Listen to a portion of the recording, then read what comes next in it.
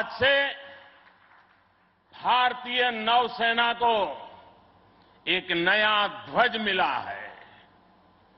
अब तक भारतीय नौसेना के ध्वज पर गुलामी की पहचान बनी हुई थी, लेकिन अब आज से छत्रपति शिवाजी महाराज से प्रेरित नौसेना का नया ध्वज समंदर और आसमान में लहराएगा।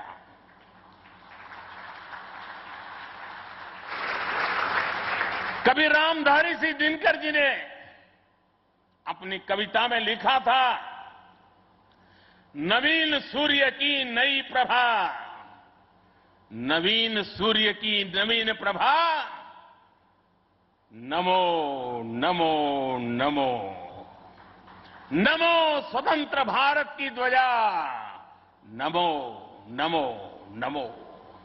आज इसी ध्वज वंदना के साथ मैं ये नया ध्वज नौसेना के जनक छत्रपति वीर शिवाजी महाराज को समर्पित करता हूं।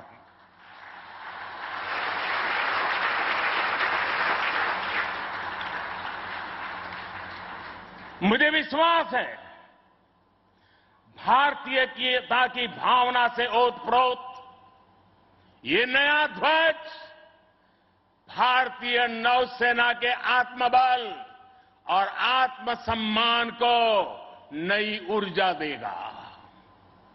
साथियों, हमारी सेनाओं में किस तरह बदलाव आ रहा है, उसका एक और अहम पक्ष मैं सभी देशवासियों के सामने रखना चाहता हूं। विक्रांत जब हमारे समुद्री क्षेत्र की सुरक्षा के लिए उतरेगा तो उस पर नौसेना की अनेक महिला सैनिक भी तैनात रहेगी। समंदर की अथाह शक्ति के साथ असीम महिला शक्ति ये नए भारत की बुलंद पहचान बन रही है।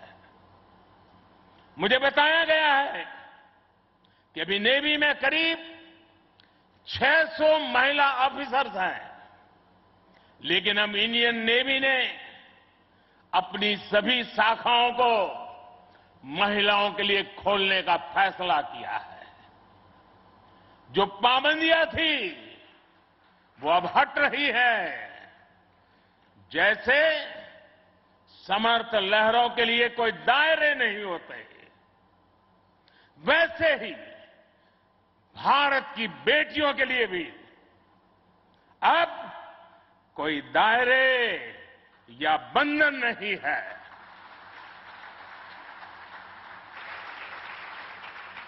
अभी 1-2 साल पहले विमेन ऑफिसर्स ने तारिणी बोट से पूरी पृथ्वी की परिक्रमा की थी।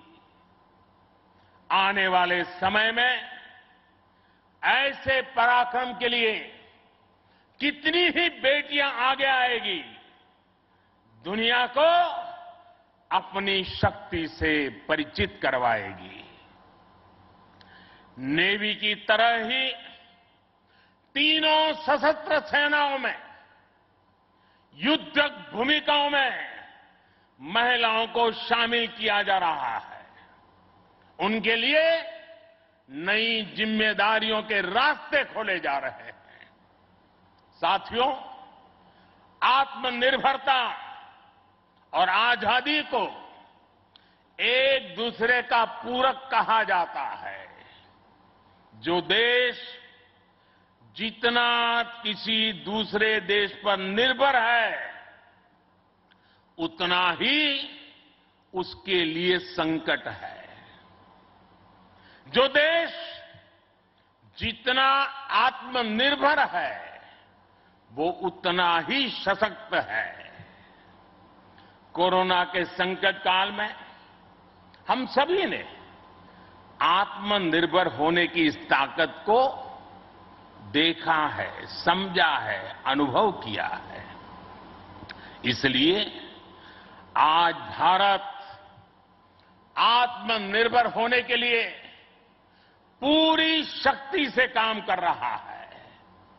आज अगर अथाह समंदर में भारत की ताकत का उद्घोष करने के लिए आईएनएस विक्रांत तैयार है, तो अनंत आकाश में यही गर्जना हमारे तेजस कर रहे हैं।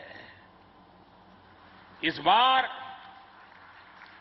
15 अगस्त को पूरे देश ने लाल किले से स्वदेशी तोप की हुंकार भी सुनी है।